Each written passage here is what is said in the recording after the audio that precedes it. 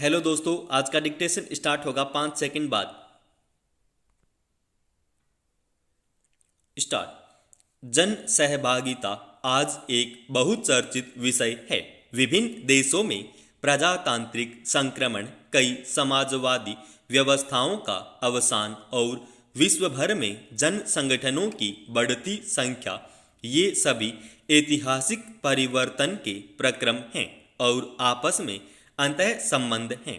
आज लोगों में उन समस्त प्रक्रियाओं एवं घटनाओं में स्वयं शामिल होने की तीव्र उत्कंठा उत्पन्न हो रही है जो उनके जीवन को प्रभावित करती हैं।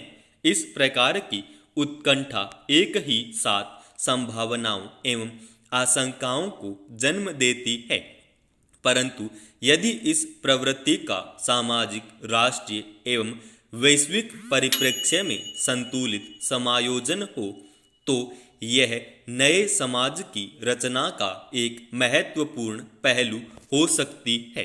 इसमें रचनात्मक एवं अन्वेषण की अनंत संभावनाएं निहित हैं। सदुपयोग न होने पर इस प्रवृत्ति से सामाजिक विघटन एवं जातीय संघर्ष की स्थिति भी पैदा हो जाती है। जन सहभागिता से अभिप्राय है कि लोग उन समस्त आर्थिक, सामाजिक, सांस्कृतिक एवं राजनीतिक प्रक्रियाओं में सक्रिय रूप से शामिल हैं जो उनके जीवन को प्रभावित करती हैं। कुछ मामलों में लोगों का प्रत्यक्ष अथवा सीधा पूर्ण नियंत्रण हो सकता है और कुछ मामलों में अप्रत्यक्ष अथवा आंशिक नियंत्रण। इसमें महत्वपूर्ण बात है कि जनता निर्णय लेने में एवं शक्ति तथा साधन के प्रयोग में ज़्यादा वफादार होती है, ज़्यादा सक्षम होती है। इस अर्थ में जन सहभागिता मानव विकास का अनिवार्य अंग है। जन सहभागिता बिल्कुल नई चीज नहीं है। 1960 के दशक से या उससे पहले से भी विकास चर्चाओं के संदर्भ में यह एक महत्वपूर्ण बिंदु रही है, परंतु सामान्यतः इसका प्रयोग किसी विशेष प्रकार की परियोजना अथवा कार्यक्रम के संदर्भ में लिया जाता रहा है। जीवन के हर क्षेत्र में जनता की अधिक एवं प्रत्यक्ष सहभागिता की बात की जा रही है। इसमें यह भावना सबसे ज़्यादा निहित है कि जनता दिन प्रतिदिन कम होते जा रहे साधनों के युग में उपलब्ध साधनों का अधिकतम उपयोग अपनी आवश्यकता के अनुरूप करे। जनता की सहभागिता सामूहिक रूप में भी हो सकती है और व्यक्तिक रूप में भी, जैसे प्रजातंत्र में व्यक्तिक सहभागिता मतदान अथवा राजनीतिक सक्रियता के रूप में हो सकती है। बाजार में उद्यमी अथवा कामगार के रूप में वैसे आमतौर पर सामूहिक जन सहभागिता अधिक कारगर एवं सफल देखी गई है। उदाहरण के तौर पर सहकारिता आंदोलन, मजदूर संगठन, राजनीतिक दल इत्यादि। चूंकि सहभागिता के लिए अधिक प्रभाव एवं नियंत्रण अपेक्षित हैं, इसलिए इसमें आर्थिक, सामाजिक एवं राजनीतिक क्षमता भी बढ़ाने की आवश्यकता होती है।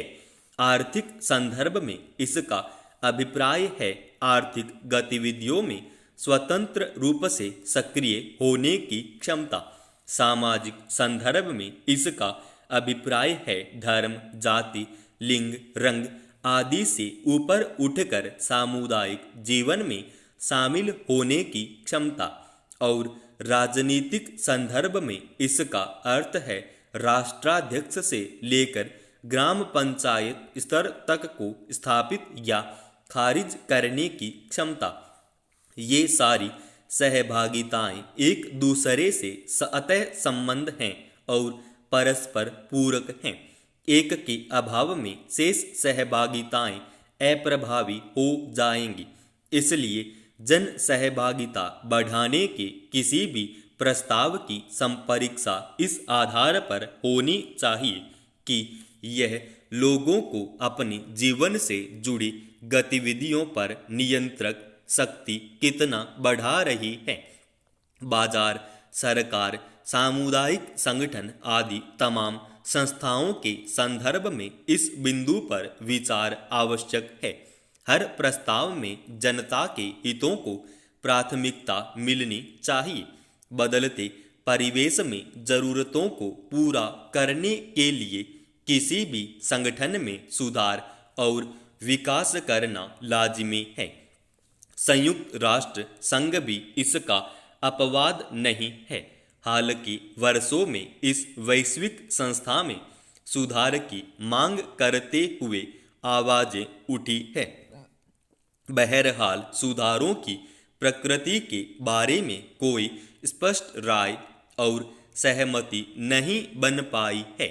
जहां तक संयुक्त राष्ट्र संघ में किन्हीं मुद्दों को ज़्यादा प्राथमिकता देने अथवा उन्हें संयुक्त राष्ट्र संघ के न्यायाधिकार में लाने का सवाल है, तो कुछ देश और विशेषज्ञ चाहते हैं कि यह संगठन शांति और सुरक्षा से जुड़े मिशनों में ज़्यादा प्रभावकारी अथवा बड़ी भूमिका निभाए, जबकि औरों की इच्छा है कि यह संगठन अपने को विकास तथा मानवीय भलाई के कामों जैसे स्वास्थ्य, पर्यावरण, जनसंख्या नियंत्रण, मानवाधिकार, लिंगगत न्याय और सामाजिक न्याय तक सीमित रखे। सुरक्षा की अपारंपरिक धारणा सिर्फ सैन्य खतरों से संबंध नहीं, इसमें मानवीय अस्तित्व पर चोट करने वाले व्यापक खतरों और आशंकाओं को शामिल किया जाता है। मानवता की रक्षा का विचार जनता जनार्दन की सुरक्षा को राज्यों की सुरक्षा से बढ़कर मानता है। मानवता की सुरक्षा और राज्य की सुरक्षा एक दूसरे के पूरक होने चाहिए और अक्सर होते भी हैं, लेकिन सुरक्षित राज्य का मतलब हमेशा सुरक्षित जनता नहीं होता। नागरिकों को विदेशी हमलों से बचाना भले ही उनकी सुरक्षा की जरूरी शर्त हो, लेकिन इतने भर को पर्याप्त नहीं माना जा सकता। सच्चाई यह है कि पिछले 100 वर्षों में जितने लोग विदेशी सेना के हाथों मारे गए, उससे कहीं ज़्यादा लोग खुद अपनी ही सरकारों के द्वारा कुचले जाते हैं।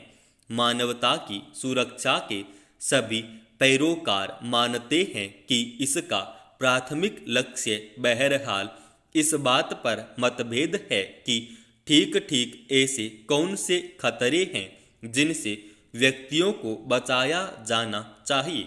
मानवता की सुरक्षा का संकीर्ण अर्थ लेने वाले पैरोकारों का जोर व्यक्तियों की हिंसक खतरों यानी खून खराबे से बचाने पर होता है।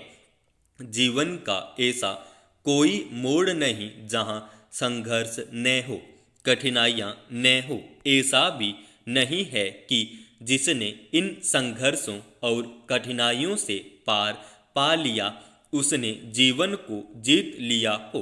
हाँ, आत्मसंतोष के लिए इसे जीता हुआ माना जा सकता है। अक्सर लोगों को कहते सुनता हूँ कि आज के समय को सोशल मीडिया ने सब कुछ तो काफ़ी नज़दीक ला दिया है। बड़ा आसान है, झट से चीज़ें यहाँ से वहाँ चली जाती हैं। आपस में बातें करना कितना सरल हो गया है, कहीं आने जाने की ज़रूरत ही नहीं। बस जहाँ है वहीं से बैठे बैठे कुछ भी खरीद या बेच लिया जाए। कहना न होगा कि सोशल मीडिया के चलन और इंटरनेट के प्रभाव ने जीवन को आराम तली बना दिया है। यही आराम तलबी अब हमारे लिए नासूर बनती जा रही है। पहले 2 घड़ी बैठकर जीवन और संबंधों के बारे में सोच विचार भी लेते थे, मगर अब ऐसा नहीं है। समाप्त।